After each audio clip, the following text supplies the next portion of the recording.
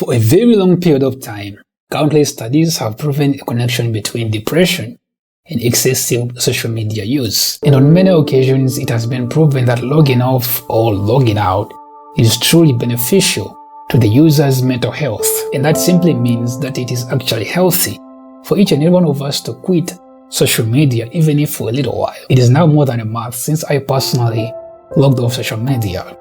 And yes, I felt some discontent during my first week without it. But now, I feel like extending my leave. And this is why. In a very short period of time, I have noticed changes that I never thought possible in the beginning. So allow me to share with you right now when our saga unfolds.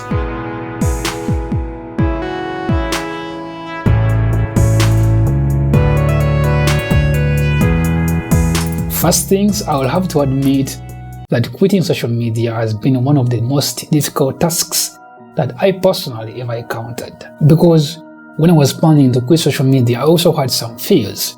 The fear of missing out, the fear of not being more occupied, and the fear of not feeling inclusive. And I know someone might think, well, you are so into this body, that's your fault.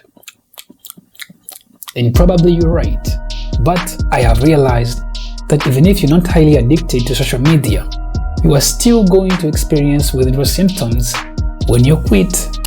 Social media being the interactive technologies that facilitate the creation and the sharing of information, ideas, interests, and other forms of expression through virtual communities and networks makes quitting it almost impossible.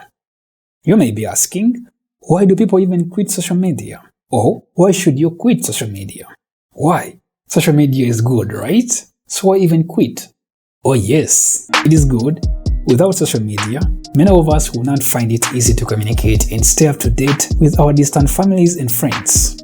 And also, without social media, we wouldn't be able to easily find new friends and communities.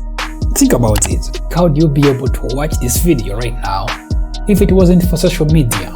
Besides that, how would we be able to network with other people who share similar interests or ambitions if it wasn't for social media? And without social media, how could we join or promote worthwhile causes and raise awareness on various important issues? Tell me about that. And after understanding all those benefits of social media, your question right now is, what can possibly go wrong? If you are having such questions, allow me to remind you that these websites and applications that give us room to create and share content or get us involved into social networking are not here about good only. I repeat, not good only. As you'll find out in this video, there are also dangers associated with social media.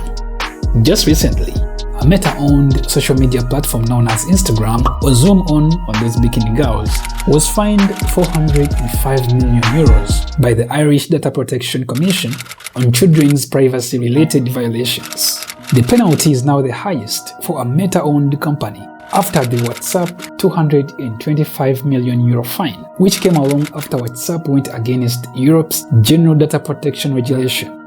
You see, when it comes to privacy breach crimes committed by social media platforms, the list is almost endless.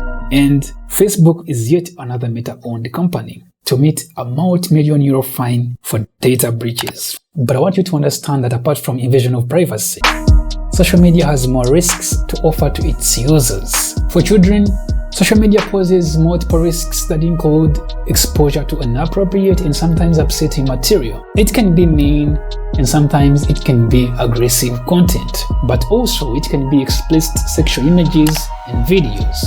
Nevertheless, being exposed to upsetting and inappropriate material is not guaranteed to haunt minors alone. Just think about this. 6 in every 10 relationships, lovers often catch their partners staring at exotic dresses with excessive focus. These are often women in bikinis and men that are depicting their body builds. If caught red-handed, partners tend to aggressively defend themselves, leading to fights that break up relationships and marriages. But apart from saving you from that marriage that you probably don't like, social media can also mess up your credit. Well, we all know about social media identity theft. as it grows more prevalent from social networks extending integration with our daily lives. Very simple mistakes can compromise your personal information, and that can give access to scammers, enabling them to steal your identity and use your personal tools such as social security number to commit crime or mess up your finances. Apart from privacy invasion and identity theft, we should also remember that in 2018, Instagram was in hot water as the social media firm got exposed for keeping its own research a secret after findings suggested that the app worsens body image amongst users. Follow-up reports confirmed that the platform damages self-esteem as some users get caught up in social comparison from other users. Teenagers mostly claimed that Instagram negatively impacted their self-esteem and life satisfaction, and that is linked to an increase in mental health problems and suicidality. You see, the list of risks that social media consumers face can go on and on and on and on.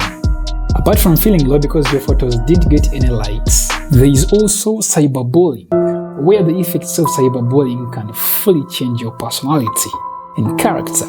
They include mental health issues, increased stress and anxiety, depression, acting out violently, and low self-esteem. As much as you think that these are short-term effects, studies have proven that cyberbullying can also result in long-lasting emotional effects. So, as I mentioned earlier, social media has proven some advantages. But even that being said, the list of disadvantages is rather longer. And I assure you that social media is likely to do more harm than good.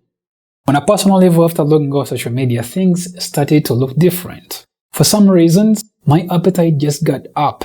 I find myself consuming more food than before. Maybe it is because I no longer eat food with my phone in the other hand. I don't know.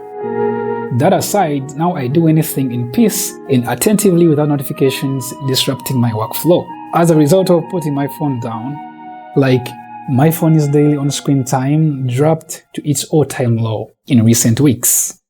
Since I logged off more than a month ago, my sleeping routine just got better. These days, I sleep like a child, and I no longer find it difficult to wake up.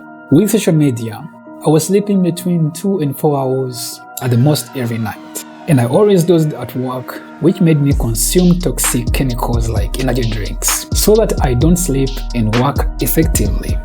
I have to admit that daily consumption of these drinks got me into a situation where I needed to rush myself into an ER. And as much as I got better, doctors advised me to stop consuming heavy amounts of chemical caffeine intakes, which are commonly found in energy drinks. But that is the tale of the past now, because quitting social media helped me to realize this addiction and to do something about it. Honestly, my life got better. My productivity is no longer altered, and I find myself happier than when I was excessively using social media. Personally, I have realized that I can live without social media, and it is obviously for the best. However, it has also been an adjustment.